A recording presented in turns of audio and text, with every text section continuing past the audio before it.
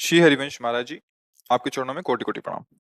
महाराज जी, किसी न किसी कारण से असफल हो रहा हूं, अतः मेरा मुख्य उद्देश्य परमार्थ की प्राप्ति है, लेकिन छोटे छोटे उद्देश्यों में जो असफलता मिलती है, भक्ति और असफलता के बीच सामंजस्य कैसे स्थापित करूं? मतलब आपका कथन है कि यदि मैं भक्ति कर रहा हूं तो मुझे सफलता सांसारिक मिलनी चाहिए, ऐसा? नहीं, ऐसा नहीं है। मेन उद्देश्य तो सफलता मतलब आत्मसिद्धि है, परमार्थ की प्राप्ति है। जी। लेकिन ग्रस्त जीवन में होते हुए रोटी कपड़ा मकान, अगर उसकी प्राप्ति नहीं हो रही, छोटी छोटी सफलताएं नहीं मिली, तो उसके लिए क्या? आज तक भूखे रहे हो क्या? नंगे रहे हो क्या? मेरे प्रभु जो है इतने करुणा में कि हम आप तो मनुष्य हैं, जो पशु पक्षी हैं, कीट पतंगे हैं, बहुत सी ऐसी योनियां हैं जिसको हम देख भी नहीं पा रहे, प्रभु उनको भी भूखा नहीं रखते। उनका नाम विश्वम्बर है।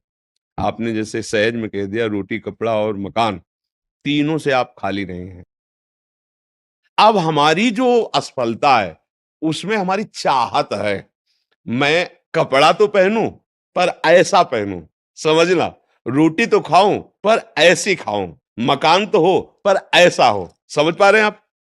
जब घर में भोज आते हो, भिक्षा भी नहीं मिली तो पत्नी पूछती कि बच्चों को कैसे जिलाएं, आधा राधा जप रहे, हरि हरि, ये कभी निष्फल हो सकता है, पर धैर्यवान रहो, धैर्यवान रहो। समय से जब आएगा तो आप निहाल हो जाओगे। अश्रद्धा मत करो। अब इसके लिए हमारा कर्म कार्य करेगा। पूर्व का प्रारब्ध यदि हमारा बहुत बुरा है तो आज तुम बहुत अच्छे आदमी हो, अच्छे मार्ग में चल रहे हो, वो आपको बाधा पहुंचाएगा, आपको सहना होगा। समझ रहे ना? वो आपको बाधा पहुंचाएगा। अब जो ये नाम हम आपको बता रहे हैं कि नाम जप कीजिए, धर्म से चलिए, वो युद्ध करेगा उस प्रारब्ध से, आपको वो गिरने नहीं देगा, आएगा। आप जो कार्य कर रहे हो उसमें सम्यक जो फल मिलना चाहिए, नहीं मिला, आपको असंतुष्टता होगी, क्योंकि आपने ऐसे पूर्व में कर्म किए हैं। अब वो आपको बाधा पहुंचा रहे हैं, लेकिन आप भजन कर रहे हो ना, तो आपको निरुत्साहित होने नहीं देंगे। चलो एक कर्म निष्फल हुआ, दूसरा हम 100 बार उसका अनुष्ठान करेंगे। कितनी बार निष्फल होगा? एक दिन तो सफल होगा ही नहीं, निकल जाओगे, निकल जाओगे। सफलता तुम्हारे चरण चूमेगी। प्रारब्ध कोई देवता नहीं है, हमारा किया हुआ पूर्व कर्म है। हम नया कर्म इतना बलवान करें कि उसको रौंद दे, बात समझे। और उसके लिए अब छोटी मोटी बात नहीं काम करेगी, छोटा मोटा कर्म काम नहीं करेगा। डट के हमें धर्म और डट के भजन विध्वंस करके, अगर विध्वंस ना होते तो फिर मोक्ष कैसे होता? मोक्ष को मतलब जानते हो? सब कर्म नष्ट हो गए अनंत जन्मों के, और इस जन्म के भी बिल्कुल मोक्ष, मतलब बिल्कुल मुक्त, अब कोई बंधन नहीं हो, भगवान का स्वरूप हो गया। तो हुआ तो इसी जन्म में, जो हमने साधना की, जो भजन किया, जो चिंतन किया, जो सत्संग किया, मारा इसने पूरी आग लगा दी। कर्मों को संचित कर्म विध्वंस हो गए, जमा गोदाम।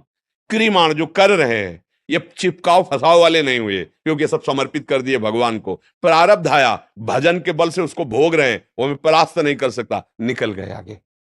अब चोरी हिंसा अधर्म आचरण, तो वो तो पूर्व प्रारब्ध है ही, नया कर्म भी बिगड़ गया, दोनों मिलकर फिर आपको जीना मुश्किल कर देंगे। और होता है, देखो ना, पिता को मार डाला, ये जल्दी मरे, हम इस प्रॉपर्टी का दे, पिता को मार डाला, वो आप जेल गए, संपत्ति यूं ही पड़ी है, तीसरा उसका भोग कर रहा।